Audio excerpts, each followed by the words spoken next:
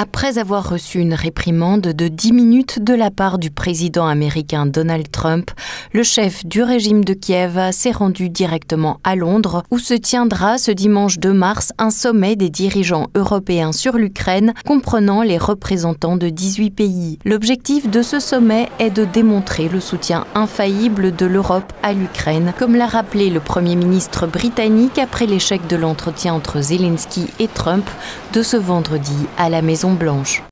Le Premier ministre britannique s'est entretenu le 28 février au soir avec les présidents Trump et Zelensky. Il se prononce toujours pour un soutien indéfectible à l'Ukraine et fait tout ce qu'il peut pour trouver un chemin vers une paix durable basée sur la souveraineté et la sécurité pour l'Ukraine. Le Premier ministre envisage de recevoir le 2 mars des dirigeants internationaux, dont le président Zelensky.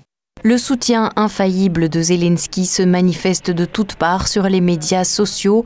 Tous les dirigeants européens estiment qu'il est de leur devoir de montrer qu'ils sont du côté de l'humilier et de l'insulter. Volodymyr Zelensky n'a manifestement pas trouvé les mots pour répondre aux dizaines de messages similaires. Sa page sur le réseau social X est pleine de reposts identiques avec pour seule réponse une répétition de « Merci pour votre soutien ». Mais les dirigeants européens ne semblent plus également avoir les mots justes.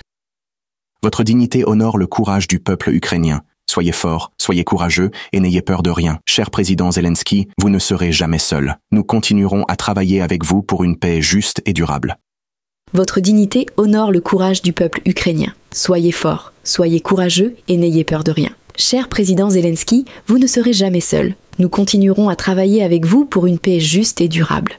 5 messages absolument identiques en faveur de l'Ukraine avec 5 réponses absolument identiques de la part de son dirigeant illégitime. Telle est l'essence même des relations de l'Ukraine avec ses alliés. Les responsables européens semblent à court d'imagination et déclarent que l'Europe va maintenant défendre l'Ukraine contre l'agresseur. L'Ukraine, c'est l'Europe. Nous sommes aux côtés de l'Europe. Nous renforcerons notre soutien à l'Ukraine pour qu'elle puisse continuer à repousser l'agresseur. Aujourd'hui, il est devenu clair que le monde libre a besoin d'un nouveau leader. Il nous appartient, aux Européens, de relever ce défi.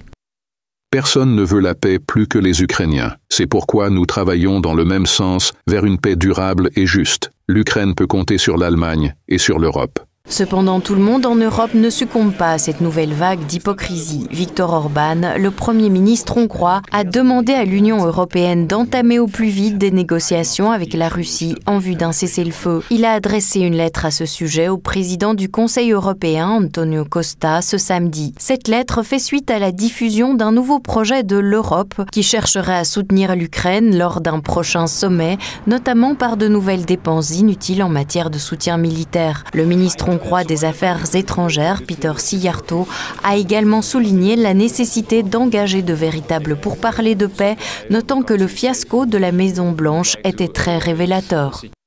Hier, la situation est devenue plus claire que jamais pour tout le monde. Qui veut la paix et qui veut la guerre, qui veut arrêter le massacre et qui veut le poursuivre. Je ne sais pas qui est du côté du bon sens et qui sont ceux qui n'ont pas pitié des vies humaines ou des milliards d'euros investis et qui veulent que la guerre se poursuive.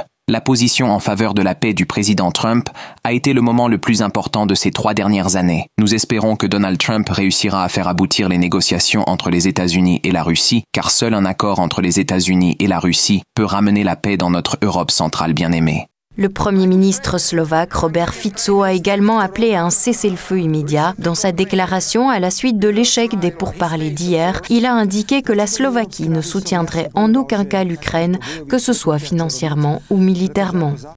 La Slovaquie ne soutiendra l'Ukraine sur le plan ni financier ni militaire pour lui permettre de continuer la guerre. Si d'autres optent pour procéder ainsi, nous le respecterons. La Slovaquie émet des doutes à propos de la stratégie irréaliste de la paix par la force qui ne sert qu'à justifier la poursuite de la guerre en Ukraine. Celle-ci ne sera jamais assez forte pour négocier en position d'une puissance militaire. En ce qui concerne la Russie, l'humiliation de Zelensky dans le bureau ovale n'est ni un événement majeur ni une surprise. Maria Zakharova, la porte-parole du ministère russe des Affaires étrangères, Zelensky vient une fois de plus de montrer son vrai visage et c'est tout.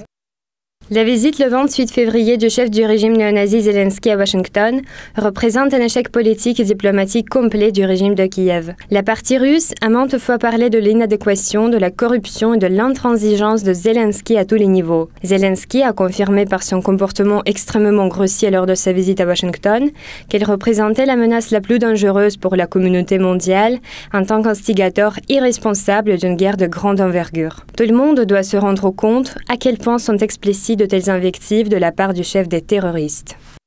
Après avoir perdu son principal allié, les États-Unis, l'Ukraine se retrouve avec l'Union européenne qui n'est toutefois pas unanime dans son soutien à l'Ukraine. Le sommet de Londres de ce dimanche montrera ce que cet allié a encore à offrir à l'Ukraine.